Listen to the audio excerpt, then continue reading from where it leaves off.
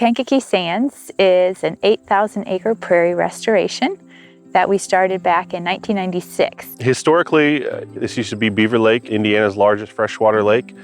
It was drained in the mid-1800s, and Beaver Lake was not necessarily a deep lake. It was seasonally open water, and then it kind of filled in with vegetation, so what we call a hemimarsh or sedge meadow. You know, as the water receded in the summer and the fall, you know, a lot of that vegetation would come up and dominate, and you really wouldn't see that open water but in a few select areas. Kankakee Sands is owned and managed by the Nature Conservancy, and we're an international nonprofit organization, so we get all of our monies through donations and grants. The idea of Kankakee Sands is to preserve and protect, you know, a large ecosystem. We're sitting at over 8,400 acres. So Kankakee Sands is free and open to the public every day of the year, and we have a few hiking trails, and you can come out and hike at your own leisure. We have a lot of different public access points. You know, we have our main hiking trails up at the Grace Teninga Trail, our Conrad Station Trail. We also have our public bison viewing area, which people can kind of get elevated on a sand dune and look out into the bison pasture. And then we do have bison rangers. They're volunteer rangers that meet and greet the public out at the bison viewing area and talk to people about prairies and bisons and try to answer all their questions. We have our main office, which has some informational kiosks and brochures there that kind of guide you around the site a little bit. We have our greenhouse nursery where we host a lot of volunteer days. There's also another trail there. We do host community events. You can find out about those at our website.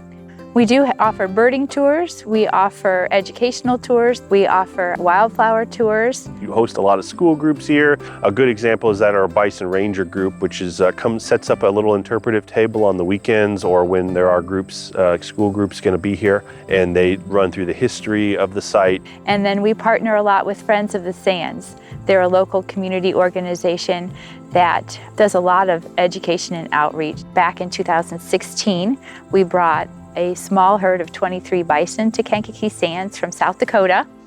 And since that time, the bison have been grazing. We've brought in a few more in, maybe 10 or 20 over the years, but mostly it's just through reproduction that our herd has grown, and now they're about 100 strong. You know, most people think of bison as being out west, but the historical range maps of bison took them far east. And in fact, the Indiana state seal has a bison on it. Bison and prairies have existed forever together. And bison have a lot of very positive effects on the prairies. They eat a lot of grasses, but they don't eat them all in one area. As they graze and move around the prairie, they're eating. So they create sort of a patchy network of grasses. We know that there are species that depend on that natural disturbance created by the grazing of the bison. And by doing so, they open up the sort of prairie canopy for some of those other lower growing plant. They allow for more bare soil for maybe some ground nesting birds that would prefer that. They wallow and create these like little sand depressions out in our prairie, which allow for, in the springtime, those fill up with water. Amphibians and things can use those sort of ephemeral pools in the spring. One of the original goals was to connect 4 sort of natural areas that existed kind of on their own. Before, those were all independent chunks, and now they're all connected. There are species that need certain habitat parameters to thrive. We know that there are bird species that won't nest in areas that are smaller than so many square feet. We have the regal fritillary butterfly here, which was only known from Beaver Lake Nature Preserve for a long time until we started expanding out. And now we know that it occurs in all of our units here at Kankakee Sands. All butterflies usually have a host plant that they target on, and violets are the host plant for the regal fritillary. And usually they're very conservative violets that you won't find in your yard, but violets that require high quality natural areas to persist. The difference between monarchs and regals is that the regals do not migrate. They stay here. The whole life cycle is within this footprint. Any acre that we can recreate is going to help bolster them and make them more resilient as we head into sort of, you know, an uncertain future. In the early years of the Kankakee Sands restoration, when we were trying to plant 500 acres a year, we needed a lot of seed. We needed about 2,000 pounds of seed for each planting that we were doing. And we knew that we could not afford to buy that seed, and we also knew that we did not have access to genetically relevant seed that really was from Newton County.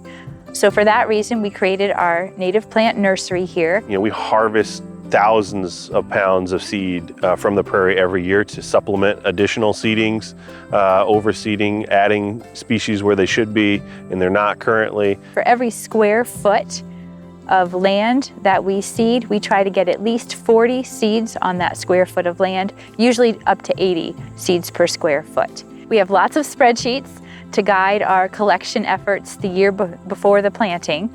And then that winter, when we seed out over the prairie, we know that we have so many seeds in the barn. And as that seeding gets spread out over those particular acres, we know that seeding rate should happen. It's a combination of science and art for sure. What you think works in one side of the preserve might not be the same on the other side. A lot of that has to do with moisture in the soil or the soil type.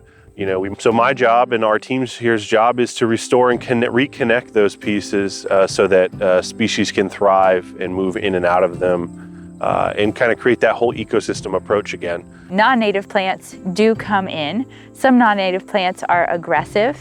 Reed canary or purple loosestrife or Phragmites, Canada thistle are some examples. And we do definitely try to keep those out at all costs and do manage against those. So unfortunately, the bison do not eat that reed canary, but we do use herbicide to try to reduce or eliminate those invasive species to make way for more native plant species. We try to burn about a quarter of the whole site every spring and fall. We don't burn up everything so that the insects and stuff that are hiding in the duff will be able to still thrive. If you were to come out here after a fire that next summer, you will notice the areas we burn have a lot more flowers. The duff, the thatch from years of layering has been cleared. This is an opportunity for them to really thrive and get the most sunlight possible and get the nutrients from those ashes from the fire to help them even more. We know the bison, they really like those tender new shoots of the big bluestem and Indian grass. And after we burn, the plants respond, and the bison, they will spend 75% of their time in those recently burned areas because obviously that's where their favorite vegetation is going to be. If it wasn't for burning, we wouldn't have as much seed, we wouldn't have as much flowering plants. We would be overrun by invasive species like these autumn olives and honeysuckles that don't do well with fire. So the fire helps set them back for us and aids us in our management in that way. Managing over 8,000 acres is not possible with just the staff alone. We have great partners and volunteers that help us throughout the year. A lot of that is done through seed collecting. We have bird watchers, that are out early in the mornings doing bird monitoring for us. We have folks that are doing insect surveys. When we get new volunteers, I try to figure out what their hobbies are, what their passions are, and if they have a skill that they want to apply that helps us here at the Prairie, we'll find a spot. The more time we spend outside, the more we begin to appreciate the natural world, and the more we appreciate, usually, the more we love it. And the more we love it, the more we're going to take good care of it.